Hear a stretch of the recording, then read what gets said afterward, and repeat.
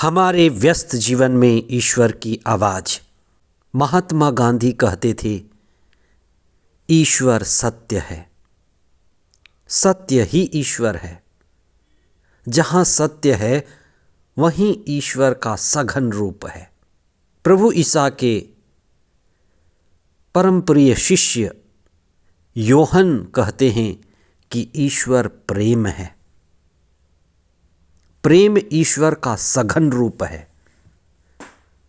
हम प्रेम को समझने के लिए, प्रेम की गहराई का अनुभव करने के लिए अपने व्यक्तिगत जीवन में, पारिवारिक जीवन में प्रेम में बढ़ने के लिए चिंतन करें। ख्रिस्त जयंती का काल 5 जनवरी 2024 शुक्रवार।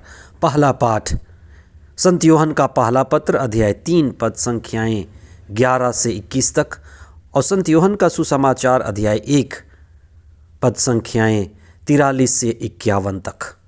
नदी की धारा में कितनी ही चीज़ें बहती हैं। नदी की धारा में सूखी पत्ती बहती है। नदी की धारा में लकड़ी का टुकड़ा बहता है। कई बार नदी की धारा में मुर्दा, मृत शरीर भी बहता हुआ देखा जाता है।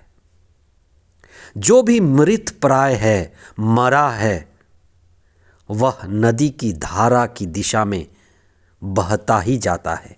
संत योहन कहते हैं कि जो व्यक्ति प्रेम रहित है वो इसी सूखी पत्ती की तरह, लकड़ी के टुकड़े की तरह, मुर्दे की तरह है, जो धारा की ओर बहता जाता है।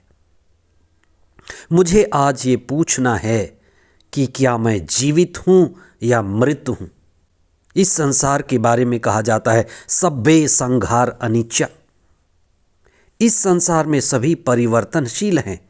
ये संसार नदी की तरह संसरति इति संसारा, लगातार ये संसार बहावान है, प्रवाहित हो रही है।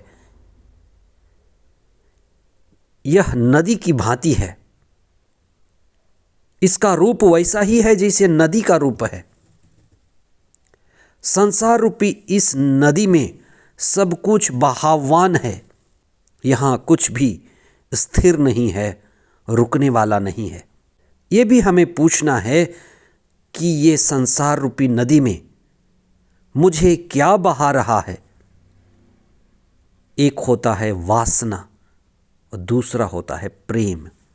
मुझे, मेरे परिवार को क्या बहा के ले जा रही है। संत योहन अपने पहले पत्र में कहते हैं कि जो प्रेम करता है वह ईश्वर को जानता है, और जो ईश्वर को जानता है वह ईश्वर की शरण में होता है और ईश्वर उससे बहा करके ले जाता है। और जो ईश्वर को नहीं जानता, प्रेम को नहीं जानता, वह वासना को जानता है।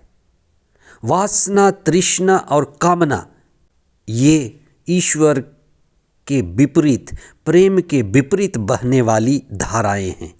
इसलिए बहुत सारे लोग जो ईश्वर को नहीं जानते, प्रेम को नहीं जानते, आत्मा को नहीं जानते, चेतना को नहीं जानते, वे वासना, तृष्णा, कामना और संसार रूपी धारा में बह रहे हैं, मृत प्राय बह रहे हैं। प्रेम का मार्ग जो नहीं जानता वह व्यक्ति मृत प्राय है, मरा हुआ है। कितने परिवारों में प्रेम नहीं है, कितने रिश्तों में प्रेम नहीं है। जीवन चल रहा है, बीत रहा है, कट रहा है, लेकिन प्रेम नहीं है, मृत प्राय पड़े हैं। संत योहन अपने बारे में कहते हैं कि वे ऐसे शिष्य हैं जिसे ईसा प्रेम करते थे। इसलिए उन्होंने प्रेम की गहरी बात बताई है। अलग अलग लोगों ने ईश्वर की अलग अलग परिभाषाएं दी हैं। कोई कहता है कि ईश्वर कार्य है, ईश्वर मौन है, ईश्वर दयालु है। जैसे महात्मा गांधी कहा करते थे, ईश्वर सत्य है, सत्य ही ईश्वर है। ईश्वर सत्य का सघन रूप है। संत यूहन्ना कहते हैं कि ईश्वर प्रेम है, ईश्वर प्रेम का सघन रूप है। और संत यूहन्ना प्रेम की महिमा का गीत गाते हैं। वास्तव में हर इंसान ईश्वर का बीज है, प्रेम का बीज है, और हमें इस संसार में ईश्वर के ही प्रेम के गीत गाना है। हम इस दुनिया में इसलिए हैं कि हम प्रेम के गीत गा सकें। जो प्रेम में जी रहा है वही असली में जी रहा है। शादियां होती हैं प्रेम के लिए, रिश्ते बनते हैं प्रेम के लिए, लेकिन प्रेम का कितना ही अभाव है। एक प्रेम रहित व्यक्ति का जीवन लगभग हत्यारा का जीवन है।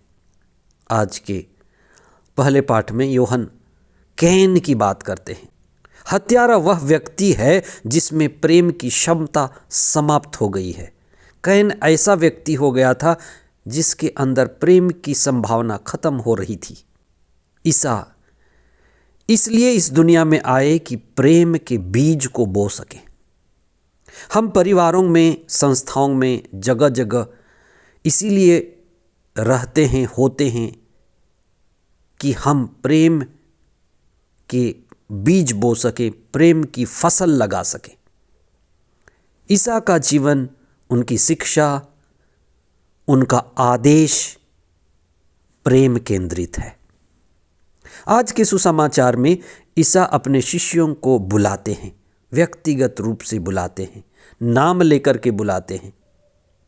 वे ईसा के संग आए, उनके साथ रहे, उनकी दिव्य वाणी को सुनी, आत्मा, प्रेम और प्रार्थना का अनुभव किया। उनके बहुत सारे शिष्यों में एक परम योग्य शिष्य था, बर्थोलोमेव। ईसा उसे कहते हैं कि तुम महान रहस्य को खुलते हुए देखोगे।